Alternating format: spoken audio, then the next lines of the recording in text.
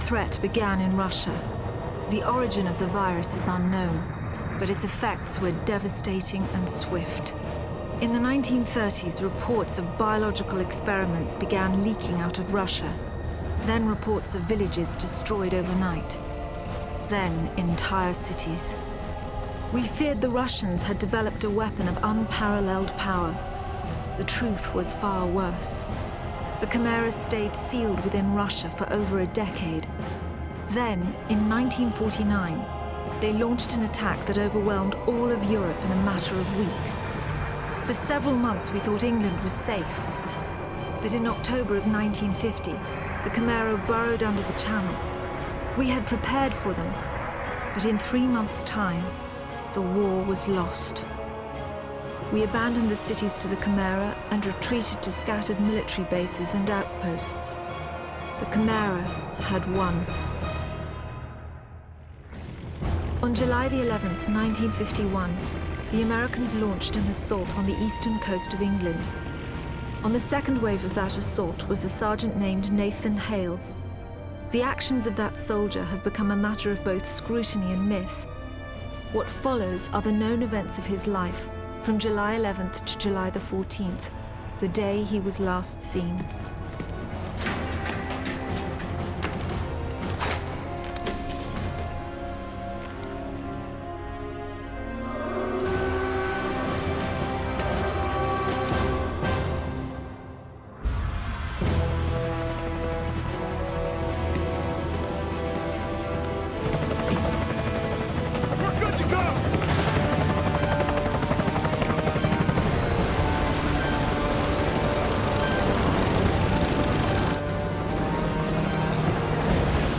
Soldiers had no idea what they would soon be facing. The US government had sealed its borders in 1950. Radio waves and newspapers became state property. Only the highest levels of their government knew the truth. The operation was an exchange. The Americans were bringing supplies and tanks into York. We were giving them our one secret weapon, something we could offer that they couldn't build themselves. I was the commander of the convoy team that was to meet the US soldiers. We were ambushed in Manchester on the way to the rendezvous. There was no way to warn the Americans. They were on their own in York, fighting an enemy they knew nothing about. We never learnt exactly what happened there. All we know is that Nathan Hale was the sole survivor.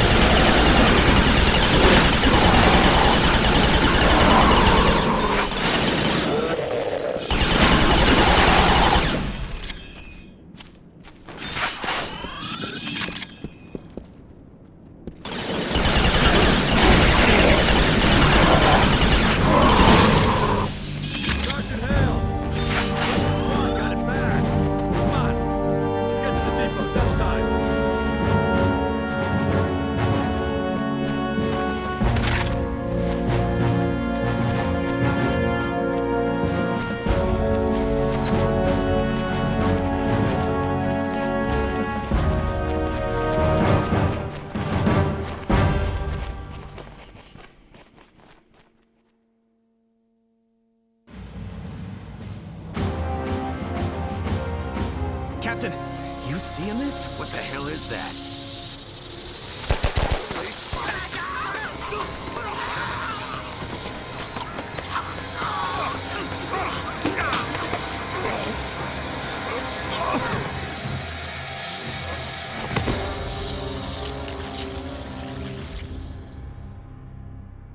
No one knows exactly how Hale was infected by the Chimeran virus. Our only clue is a journal entry recovered from the body of a US medic. It says that he encountered a number of comatose soldiers in a dry creek bed. One of the soldiers, a sergeant, suddenly woke up. Unlike the other soldiers, his body had no wounds at all. The sergeant refused any kind of medical examination, insisting on catching up to the rest of the company. If that sergeant was in fact Nathan Hale, then he remains the only known person to wake up after being infected.